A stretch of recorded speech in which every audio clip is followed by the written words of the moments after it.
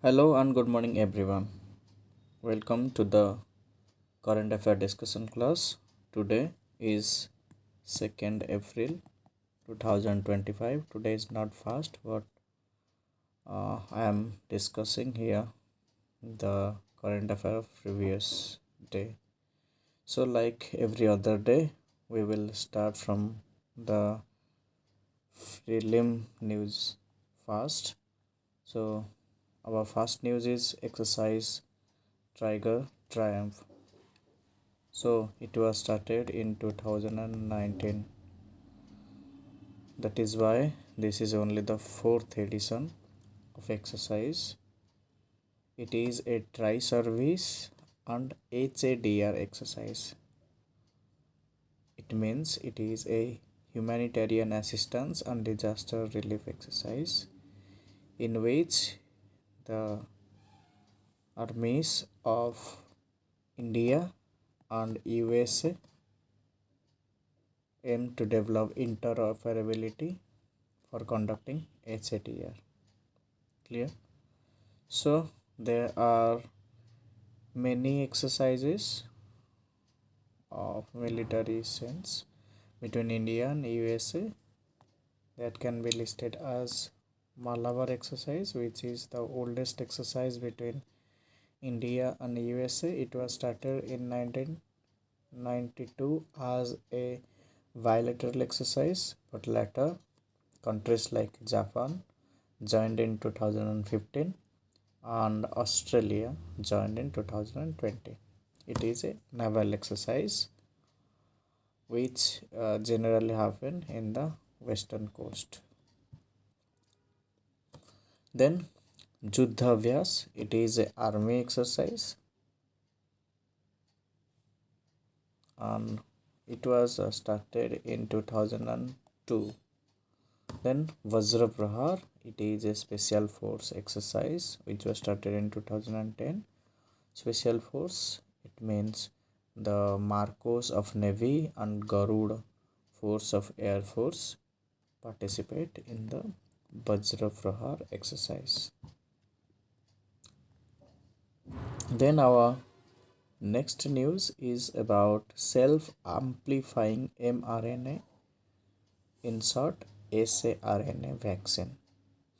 So a institution, Genova Biopharmaceutical, is developing pioneering self-amplifying mRNA vaccine against the Nipah virus. So this Nipah virus have been in news for the longest period. So it is accepting fund from Coalition for Epidemic Preparedness Innovations. So I don't think this institution is that important, but detail about Nipah virus and a basic idea about saRNA is important. So what is a Nipah virus? Nipah virus is a zoonotic virus. Zoonotic means it can transfer from animals to humans. So it is a zoonotic virus, belong to paramyxovirus family. Fruit bats are natural host of the virus. This Nipah virus have been in news for the longest period. Then about saRNA vaccine, SA self-amplifying mRNA vaccine use the body's own machinery. All the mRNA vaccine use body's own machinery to make antigenic protein. So when it is injected mRNA vaccine, it create a antigenic protein inside our body that stimulate the white blood cell to develop antibody to fight against the possible virus attack. So saRNA vaccine work by giving the body instruction to replicate mRNA needed to create the desired antigen, potentially enhancing the immune response with lower doses compared to existing mRNA. So both the mRNA vaccine and saRNA vaccine will works similarly, but saRNA vaccine will require lesser doses because it is self-amplifying and it can generate the body's immune response with less doses. So our next news is Bodh Gaya temple. Buddhist monks are protesting at the Mahabodhi vihara or Bodh Gaya temple in Bihar to repeal the Bodh Gaya Temple Act 1949. Okay, so I think this act is not that important, but a basic knowledge about Bodh Gaya temple will be required. It is one of the four holy sites. So what are those holy sites? Four holy sites which is related to Mahatma Buddha. One is Lumbini, where he took bath. Its a symbol can be attributed to lotus. Then Bodh Gaya, where he received the wisdom under a tree. Then Sarnath, where he delivered his first sermon. Then Kushinagar, where he took the death. So Buddhist monks are protesting in Mahabodhi temple, means where he received the wisdom. It is one of the four holy sites related to the life of the Lord Buddha and particularly to the attainment of enlightenment. It has been listed in UNESCO World Heritage Site since 2002. So Bihar has only two WHS. One is Bodh Gaya temple, another one is Nalanda. It is one of the 84,000 shrines built by King Ashoka. It was built in 3rd century. The present temple structure built in 5th or 6th century by Gupta period. So one structure was developed by Ashoka, then in 5th or 6th century during the Gupta period it was further developed. Entirely built in bricks. A comprehensive description of the temple is left by Wen Sang, a Chinese pilgrim. Our next news is SAFE project. AFSIS, that is Asian Food Security Information System, which is led by Thailand, appreciated ISRO and other space agencies for successful implementation of SAFE AgroMed project. SAFE AgroMed project. What is this SAFE AgroMed project? SAFE, a space application for environment. Space application for environment. Then what is AgroMed? Agro means agricultural, Med mean meteorological. So SAFE AgroMed project. AFSIS led by Thailand have appreciated NASA and other space agencies for safe successful implementation of SAFE AgroMed project. What is SAFE AgroMed project? Established by Asia Pacific Regional Space Agency in 2008. What is its aim? To use space technology, specifically Earth observation satellite, to observe, understand environmental changes and climate changes related issues related to agriculture. So the AgroMed project was implemented as a SAFE multilateral project in 2008. So space agencies like ISRO, JAXA, etc. are working together. Clear? Our next news is Nankai trough. Japan warned of potential mega quake in the Nankai trough. Mega quake is a mega thrust earthquake with an magnitude of 8 or greater in Richter scale. About Nankai trough, it is a subduction zone. So what is a subduction zone? It is a zone between two tectonic plates where a plate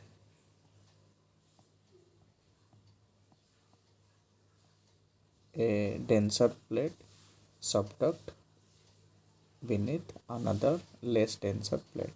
Okay, so what happens in the nankai trough? It is the Philippine sea plate is subducting under Eurasian plate. So this is the denser plate, this is the rarer plate. A subduction zone is a spot where two of the planet's tectonic plates collide and one dives or subduct beneath the other. It is situated in Japan's southwest Pacific coast. Okay, so this is the southwest Pacific coast where this nankai trough is present. So, in this occasion, I would like you to remember the four major islands of Japan, that is Hokkaido, Honshu, Shikoku, and Kyushu. Hokkaido, Honshu, Shikoku, and Kyushu. That is it from this news. Our next news is WHO Global Conference on Air Pollution and Health. So, second World Health Organization Global Conference on Air Pollution and Health was held in Cartagena, Colombia. So, what is this conference is about? It was co-organized by WHO and Colombia and the UN agency like United Nations Environment Project, World Meteorological Organization, etc. What is its objective? Accelerating action on clean air, clean energy access, and climate change mitigation. Key highlight was 50 countries have committed to share goal of reducing the health impact of air pollution by 50% by 2040. India also reaffirmed its commitment, the same commitment. Then our next news is Trade Watch Report. Niti Aayog released the second edition of Trade Watch Report, which is quarterly. The report offers a comprehensive analysis of India's trade position on a quarterly basis. Okay, so Trade Watch Report is a quarterly report. Key highlights: USA, UAE, and Netherlands continue to be India's leading export market, and China, UAE, and Russia continue to lead importers. It means no, these countries export much of the things to India. It means India is the largest importer from these three countries.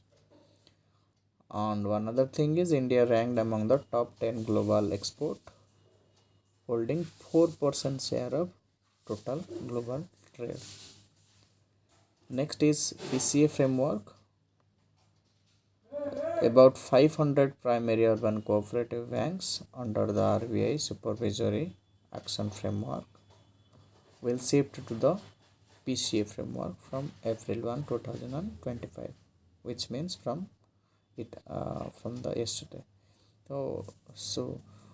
These banks were in the framework of supervisory action SAF, and they will shift to PCA. So what is PCA?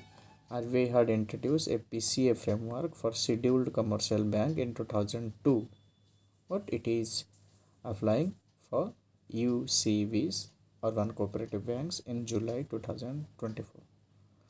PCA framework for UCBs replaced the existing supervisory action framework. What is objective of a PCA?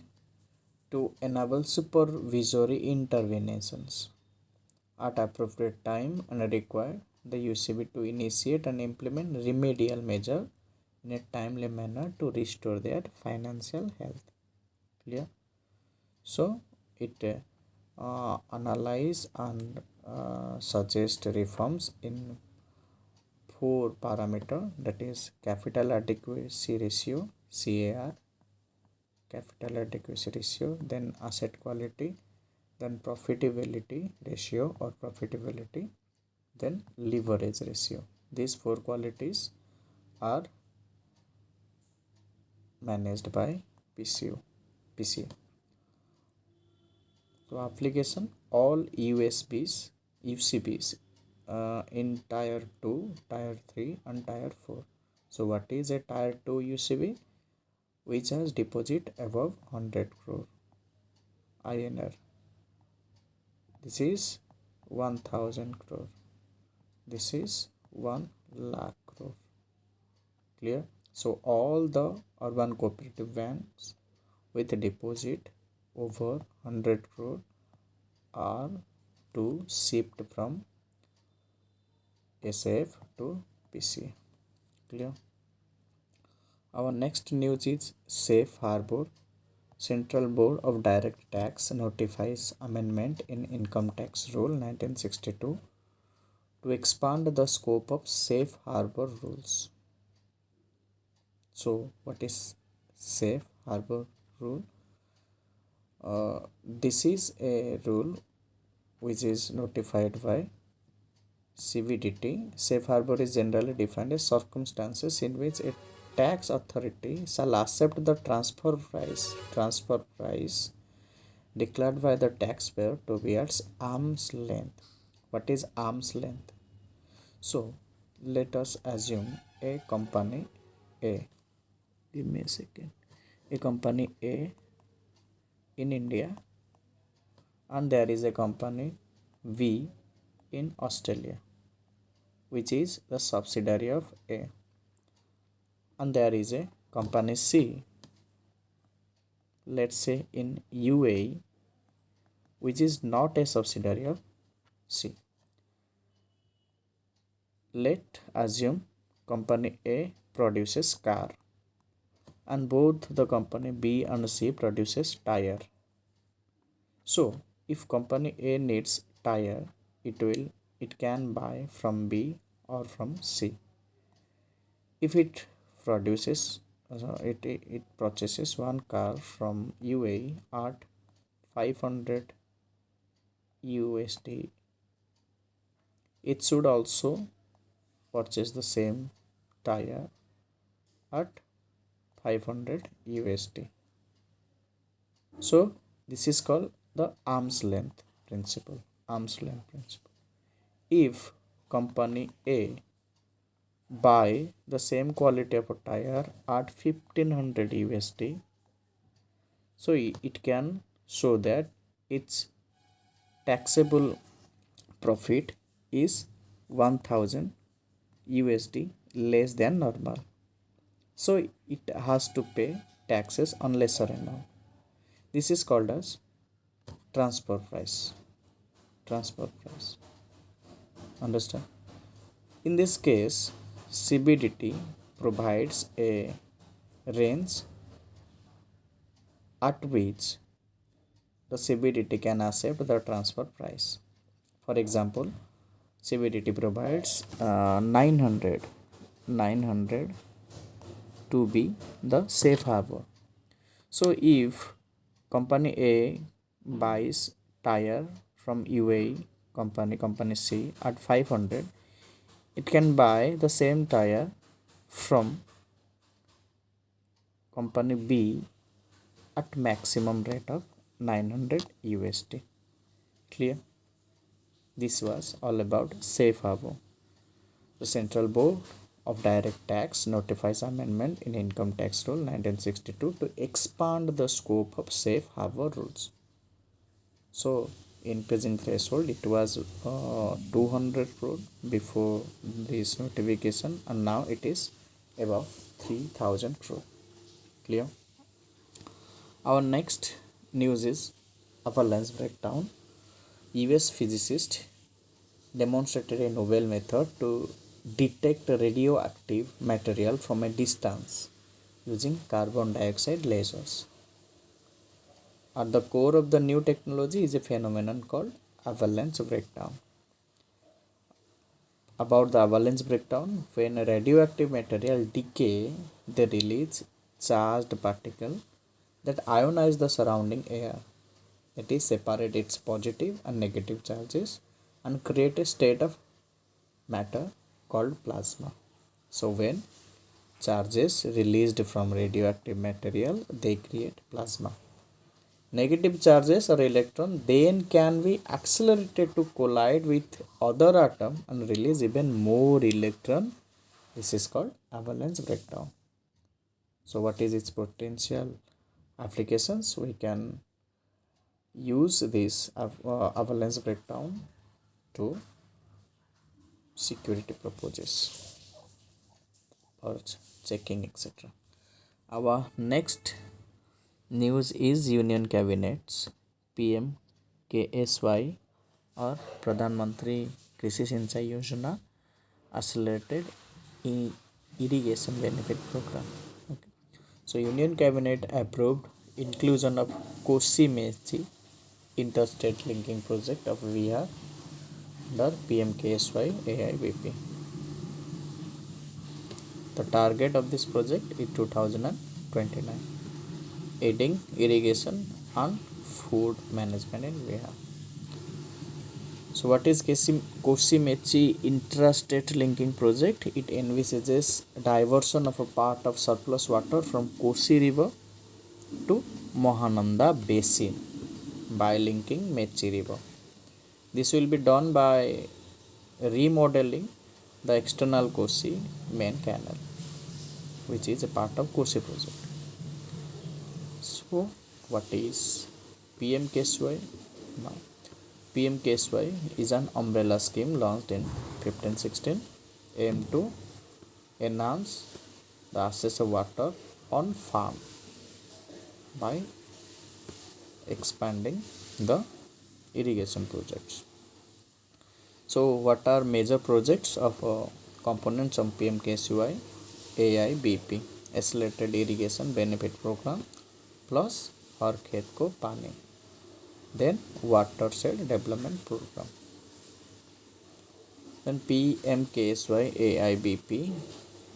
AIBP was launched in 1996-97, which was amalgamated to PMKSY in 1516. It can borrow fund from NABARD. About Kosi and Mechi river. Kosi, as all of you know, is a tributary of Ganga. It originates from Tibet and joins Ganga at Bihar. Mechi river is a tributary to Mahananda. So this is Mahananda for say. This is Kosi. This is Mechi. So government is planning to integrate these two rivers.